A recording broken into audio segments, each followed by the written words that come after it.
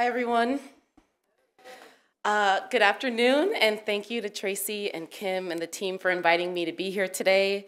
My name is Nneka Onwuzurike, and I am the first Deputy of Business and Neighborhood Development in the City of Chicago Mayor's Office. And I'm really excited to be here, and it feels like a really opportune time for us and at our administration.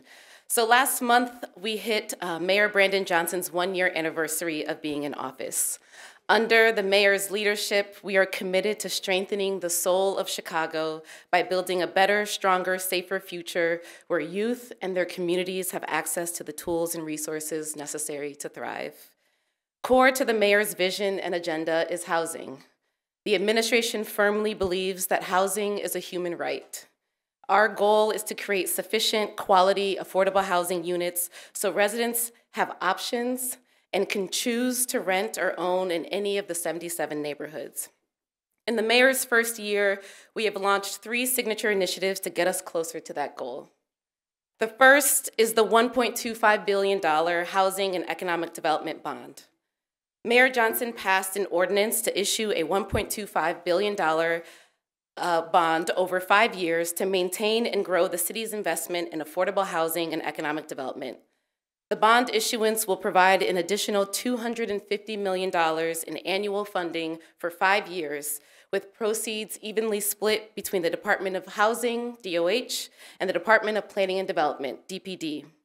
These dollars will fund the construction, preservation, or repair of more than 5,400 housing units and support to 550 small and emerging businesses around the city. This is a historic move. It represents a structural change in how the City of Chicago finances economic development. Many of you know the tax increment financing, also known as TIF, is the city's most important and reliable funding source to create affordable housing and economic development in Chicago. TIF, however, is widely known as an inequitable funding tool, one that, given that it generates the fewest resources in areas where the need is greatest. Additionally, TIF is facing a looming structural decline. 1/3 of the city's 121 designated TIF districts are set to expire in the next 4 years, which means that the city will experience both a permanent decline in revenue as well as a shrinking geographic footprint, an outcome that will only accelerate inequity across our city. Rather than seeing this as a crisis, Mayor Johnson, DPD, and DOH saw this as an opportunity to shift to a more equitable and flexible funding source throughout the issuance of this $1.25 billion bond, and to right-size our relationship to the TIF program, allowing several unhealthy and unproductive TIFs to expire to leverage that revenue to service the debt from the bond. The bond will fund a variety of housing programs, including our multifamily affordable housing pipeline.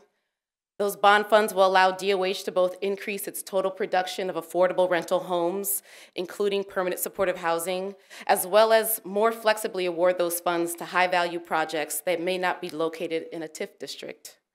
This also includes the launch of a new program, Green Social Housing, an affordable mixed-income housing development that does not rely on LIHTC, or low-income housing tax credits, or traditional forms of affordable housing finance.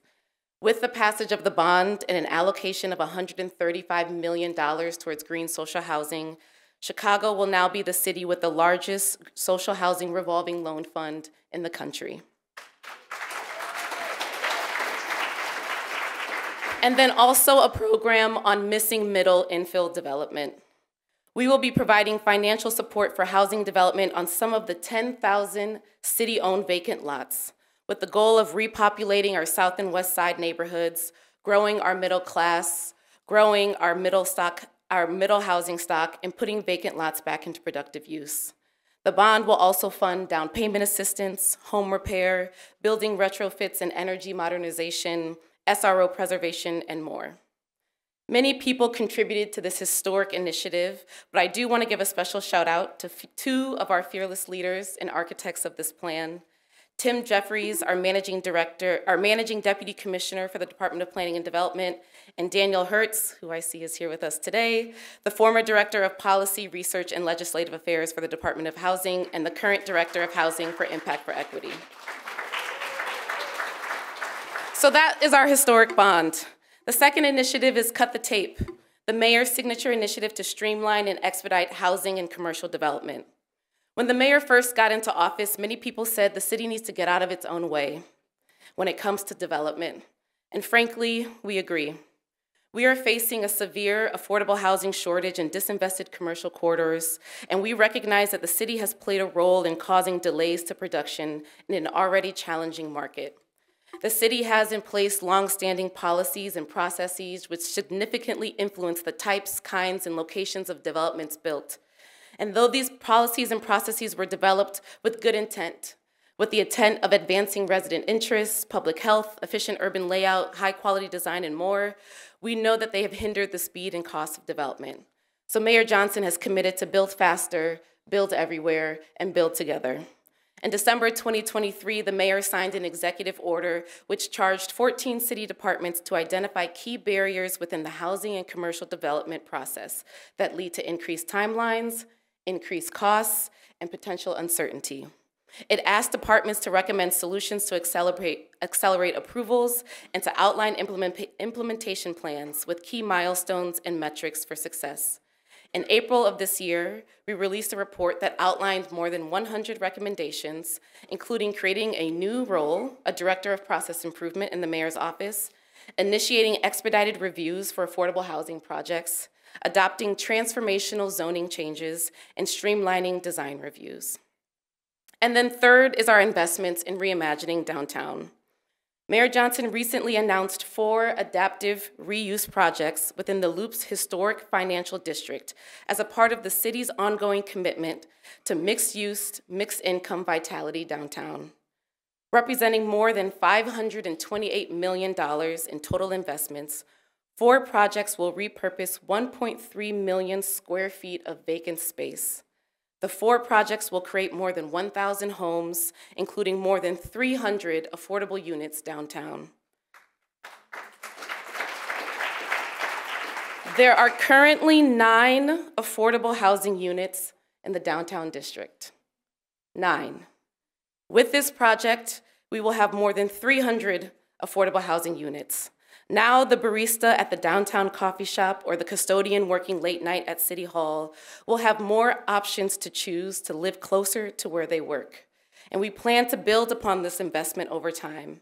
For the first time in 20 years, Dpty is working on an update to the Central Area Plan that will guide equitable growth downtown for the next 20 years. So in summary, Mayor Johnson is working for a city of Chicago that takes a look at our traditional approaches to development and makes transformative systems change. Changes to the way we finance development, changes to the way we review and approve projects, changes to the way we think about neighborhood planning, all with the goal of creating vibrant, equitable neighborhoods for our residents to choose to live in. And I'm excited to be here today at today's Tiny Home Summit to share it with you. Now, when I first heard about the city's exploration into tiny homes, admittedly, I didn't know much about tiny homes. So I sat down with our resident expert, Ryan Dpty, in the Department of Housing. Ryan reminded me that Chicago has a long history of utilizing coach houses as a part of its housing stock, and that tiny home communities are seeking to reimagine that piece of Chicago's history. Ryan told me about her previous professional experiences working in social services, and how through that work she witnessed how not everyone can thrive in high-density housing, that tiny homes can provide the benefits associated with high-density housing, such as community and affordability, while still retaining the benefits of a single-family home, such as privacy and direct access to outdoor space.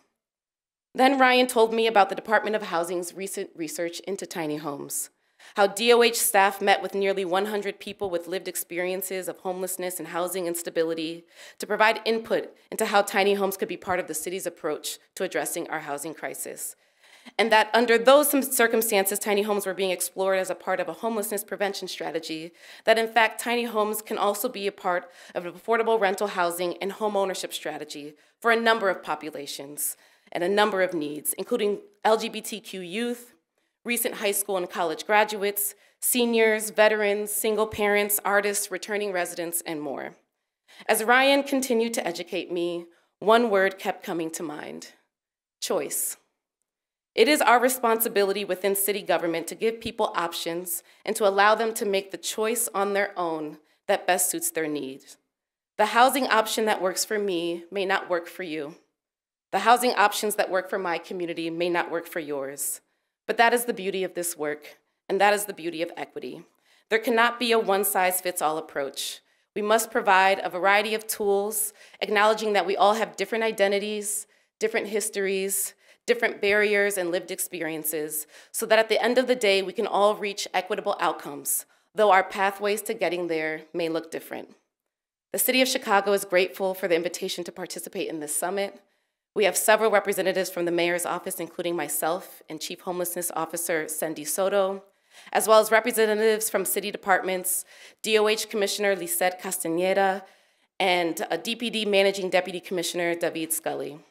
We look forward to the rest of this summit to learn more and to continue to explore equitable, innovative ways to address diverse housing needs, and ultimately to give Chicago residents more choice. Thank you.